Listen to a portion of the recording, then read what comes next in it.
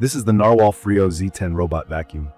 The robot itself is about 14 inches across and just over 4 inches tall, so it slides under toe kicks and most furniture, and the base houses the water tanks, dust bag, and the wash and dry system. From my experience, the overall build feels solid and thoughtfully designed, with parts that click into place and magnets that make the triangular mop pads easy to swap. Key features that stood out to me are the dual spinning triangular mops with 8N of downward pressure, the mop extend and edge swing motions that literally push the mop pads into corners and along baseboards, the 15,000 PA suction rating, and the DualFlow Tangle-Free System for hair. It also uses LiDAR mapping, basically a laser that scans rooms to build a precise map, without any camera, which in my opinion is a smart way to address privacy. The base station washes the mops with adaptive hot water, dries them with hot air, vacuums the robot's dust into a 2.5-liter bag that can last up to around 120 days, and even cleans its own tray. Voice control worked for me with Alexa and Google, and the app supports no-go zones, room-level cleaning, and scheduling. It only connects on 2.4 GHz Wi-Fi, so keep that in mind if your router defaults to 5 GHz. Setup was quick. Mapping my main floor took under 10 minutes, and the first map was impressively accurate. It labeled rooms correctly and spotted my area rugs.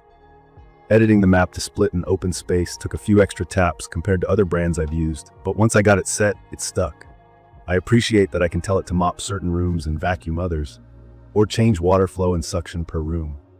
The basics are easy. When I tried more advanced things like rearranging boundaries or combining rooms, the app felt a bit fussy, but not a deal breaker. Mopping is where this robot shines. I tested dried coffee rings and a smear of ketchup on tile.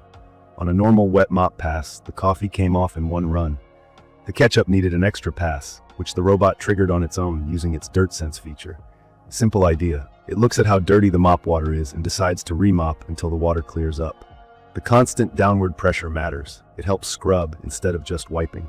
The triangular pads overlap as they spin, so I didn't see those annoying, unclean stripes that round pads can leave. The star of the show for me was mop extend and edge swing.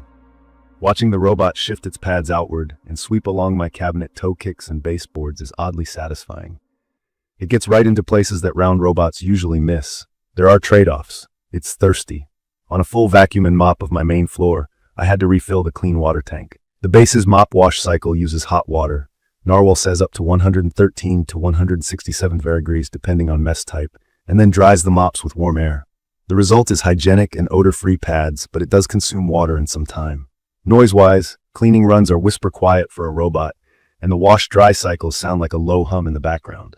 One quirk I noticed, even after I ran a vacuum-only job, the base sometimes kicked off a mop-wash-dry cycle anyway, which felt unnecessary. On the vacuuming side, hard floors are easy wins. Crumbs, pet hair, and everyday debris disappear on the first pass. The 15,000 PA suction spec sounds huge, but real-world pickup depends on airflow and brush design. The good news is hair management. The floating main brush and those flexy side brushes really do a great job of avoiding tangles. After several runs with long hair in the mix, I didn't have to cut anything off the roller, which is rare for me. On low-pile carpet, it's fine for upkeep, but I had to send it for a second pass to fully clear fine powder like flour. It boosts suction on carpet automatically, but deeply embedded pet hair still needed more effort than I expected from the spec sheet. If your place is mostly hard floors with the occasional rug, it's strong. If you have wall-to-wall plush carpet, this is more of a maintenance vacuum than a deep cleaner. Navigation is confident. The LiDAR 4.0 scanner builds a 3D map and keeps the robot on efficient lines, and its millimeter-level sensors get it close to edges without bumping. Larger obstacles like shoes or chair legs were handled well. Cords remain a weak spot. A thin phone charging cable tripped it up in my testing, and I had to free it. I get why. No camera means it's not visually identifying cables, but it's something to prep for by picking up wires or setting no-go zones. The base station is the whole pitch for automation. It empties the robot's bin into a dust bag that compresses debris and can last months depending on your home. Over my test period, every run emptied correctly. I've seen reports of occasional misfires here, but I didn't hit that snag. The mop wash cycles clearly remove gunk. The dirty water tank turned noticeably brown after mopping areas I thought were clean. The base also runs a self-clean for the tray that the mops sit on, so grime doesn't build up. It's battery-friendly too. I averaged around 3 hours of cleaning per charge, which matches the 210-minute claim. It's perfect for households with mostly hardwood, tile, laminate, or vinyl, and any place that battles pet hair or long hair. The tangle-free approach and the way it scrubs toe kicks and corners feel like a level up compared to typical robots that just skim edges. If your expectations are that it will also be a powerhouse on carpet, temper that a bit. It does the job, but won't replace a full-size vacuum for deep carpet days. From my experience, the app gets the job done, but it could be smoother when you're editing maps or setting a lot of custom routines. The robot's smart cleaning mode sometimes chooses odd sequences, like revisiting a rug more than seemed necessary, which can waste time. Firmware updates could tighten this up, and I hope NARWAL keeps iterating because the hardware is already excellent. I'd recommend this for people who want a set-and-forget mop that truly scrubs, who value privacy from a camera-free design, and who are okay with refilling water more often in exchange for cleaner floors. If you have kids, pets, and a lot of hard flooring, the Freo Z10 feels like a reliable daily helper.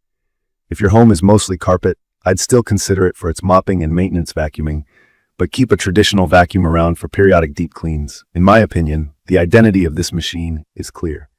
It's a standout mop that also vacuums. The mechanical engineering, the constant pressure, the triangular pads, and the extend and swing motions solves real pain points, especially along edges and corners. The vacuuming is good enough for day-to-day on hard floors, just not a miracle worker on carpets. The base station reduces the chore list meaningfully, even if the occasional logic hiccup shows up. In conclusion, the NARWAL Freo Z10 is a smart pick if mopping performance is your top priority and you want low-maintenance ownership with strong hair handling. It's not perfect, but it's dependable, thoughtful hardware backed by software that's already usable, and with updates, could get even better. If that balance fits your home, it's an easy tool to appreciate. If this video helped, subscribe to the channel and leave a comment with your questions or your own experience with the Freo Z10. Thank you for watching.